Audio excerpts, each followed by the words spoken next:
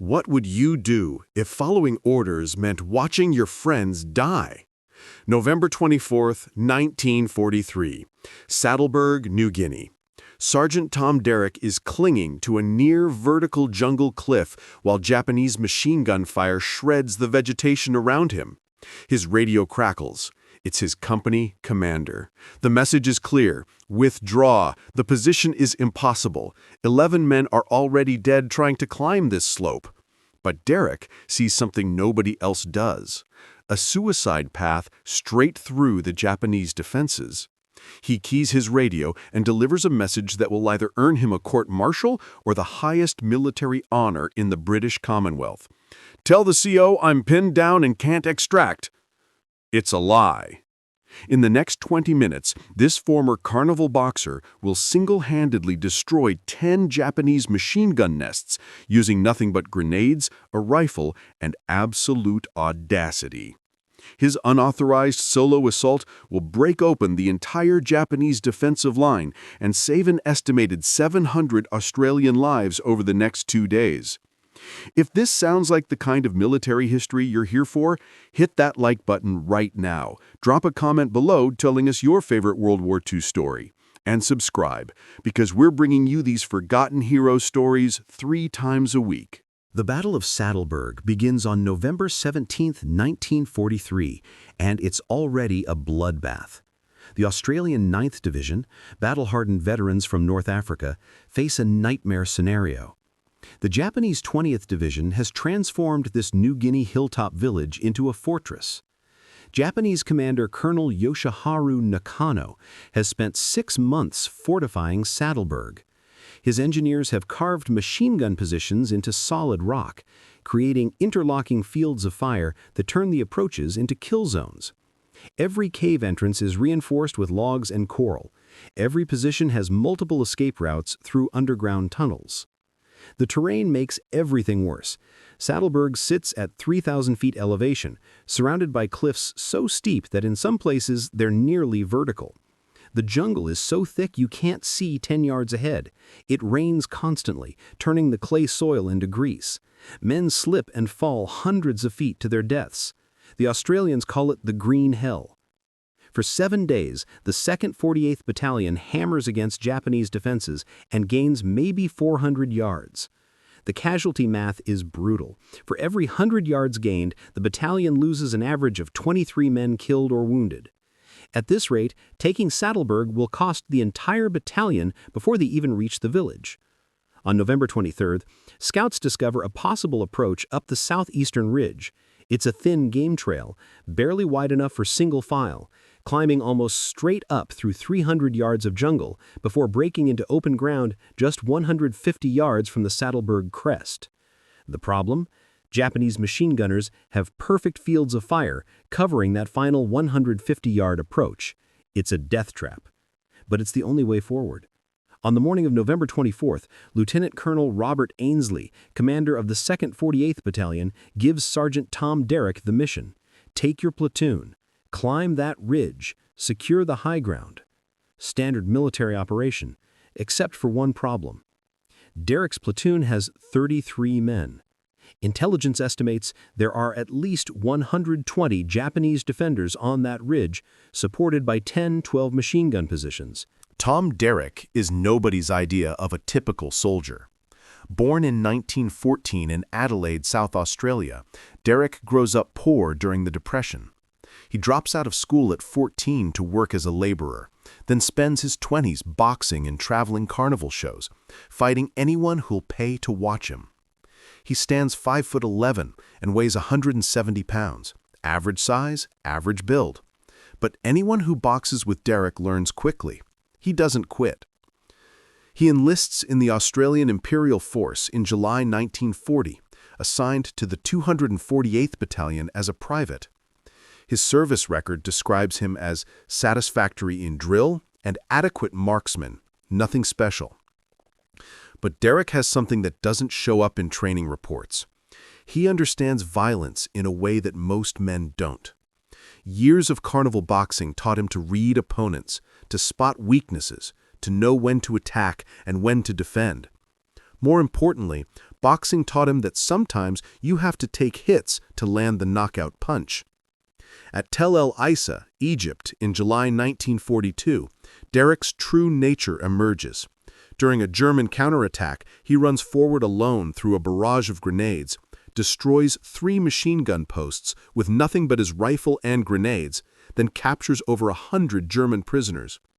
When German tanks counterattack, Derrick destroys 2 of them with sticky grenades, explosives you have to physically place on the tank's armor while it's moving. He's promoted to sergeant and awarded the Distinguished Conduct Medal, the second highest decoration for bravery in the British military.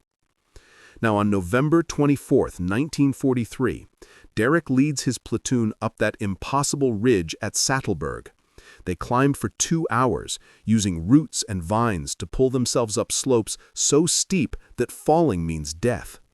Finally, at 1600 hours, 4 p.m., they reach the base of the final approach. Ahead lies 150 yards of open ground, slightly sloped, leading to the Japanese positions at the crest. Derrick studies the terrain. He counts at least 7 machine gun positions visible from his location. Intelligence was wrong. There aren't 10-12 guns up there. There are more, maybe 15, maybe 20. He orders his platoon to advance. The Japanese open fire immediately. Tracer rounds streak through the jungle. Men fall. Derrick's platoon takes cover behind whatever they can find: fallen logs, small depressions, the bodies of dead Japanese soldiers from earlier attacks. For the next hour, Derrick tries everything: fire and movement, suppressing fire, flanking maneuvers. Nothing works. The machine gun positions are too well placed, with overlapping fields of fire. Every time his men try to advance, Japanese grenades roll down the slope toward them. Derrick stares at the Japanese positions. He's been studying them for an hour, and he's spotted something. There's a dead angle, a narrow approach between 2 machine gun nests where, for maybe 20 yards, a man wouldn't be visible to either gun crew. It's suicide to try.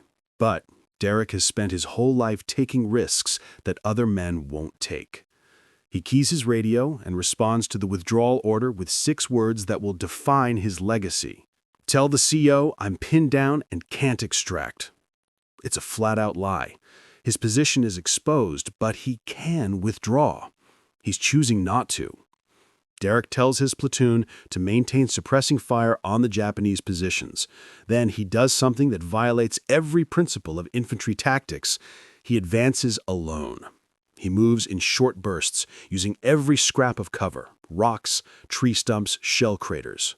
The Japanese see him and redirect their fire. Bullets snap past his head. He doesn't stop. Derrick reaches that dead angle he spotted. For 20 yards, he's invisible to the nearest machine guns. He sprints. When he breaks into the open again, he's only 15 yards from the first Japanese position. The machine gunners see him. They try to swing their Type 92 heavy machine gun to track him, but Derrick is too close. He pulls a grenade, counts 2 seconds, and hurls it through the firing slit. The explosion kills the gun crew instantly. Derrick doesn't wait. He's already moving to the second position, using the smoke from the first explosion as cover. This machine gun nest is carved into solid rock, with only a narrow opening. Derrick gets within 6 yards, close enough to see the faces of the Japanese soldiers inside, and throws another grenade. The confined space turns the explosion into an overpressure event that kills everyone inside instantly. Now the Japanese realize what's happening. A single Australian soldier is systematically destroying their defensive line. They redirect fire from multiple positions onto Derrick. He takes cover behind the destroyed first position and throws grenades at the third and fourth machine gun nests. Both are silenced. In 7 minutes, Derrick has destroyed 4 Japanese positions that had held up his entire platoon for 2 hours. His platoon sees what's happening and advances. But Derrick isn't done. He moves laterally along the ridge, hitting the 5th, 6th, and 7th machine gun positions. Japanese soldiers try to counterattack. Derrick cuts them down with his rifle. By the time his platoon catches up, Derrick has cleared a 50-yard section of the Japanese defensive line. 7 positions destroyed. An estimated 40 to 50 Japanese soldiers killed. But there are still 3 machine gun positions on the far side of the ridge, firing on other Australian units trying to advance from different angles. Derrick's platoon is exhausted. They've been in combat for 4 hours. Any sane commander would consolidate his position and wait for reinforcements. Derrick looks at those remaining 3 positions. He thinks about the Australian soldiers dying under that machine gun fire. He makes a decision. He tells his platoon sergeant to hold the position they've just taken. Then Derrick, now accompanied by only his 3rd section, 8 men, advances toward the remaining Japanese positions. The Japanese know he's coming this time. They're ready. But Derrick uses the same tactic that worked before. He identifies firing angles, finds dead spaces in their coverage, and advances through routes the Japanese didn't think were possible. The 8th position is built into a cliff face, nearly impossible to approach. Derrick climbs down 15 feet of vertical rock face, moves laterally along a narrow ledge with a 200-foot drop below him, and throws a grenade up through the firing slit from below. The position is destroyed. The 9th and 10th positions are built to support each other, with overlapping fields of fire. Derrick attacks both simultaneously, throwing grenades at both positions within seconds of each other so neither crew can respond. By 1740 hours, or 5:40 p.m., all 10 Japanese machine gun positions on the ridge are destroyed. The entire assault, from Derrick's first solo advance to the destruction of the final position, took 40 minutes.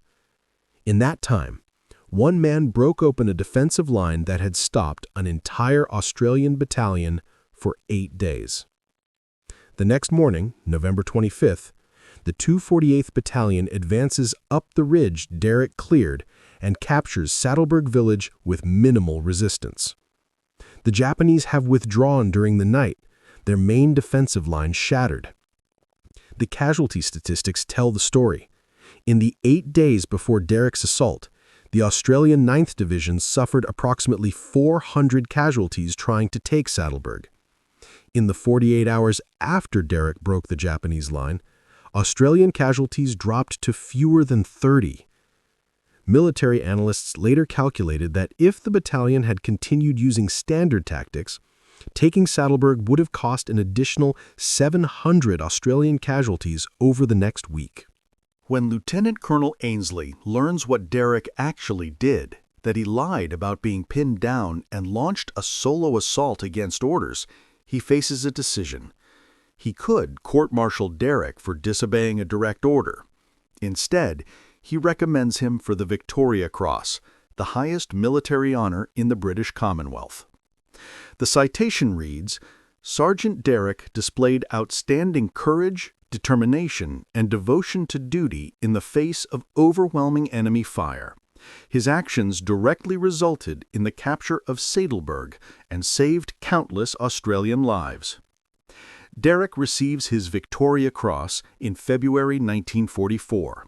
He's promoted to lieutenant and continues fighting through New Guinea and later in Borneo.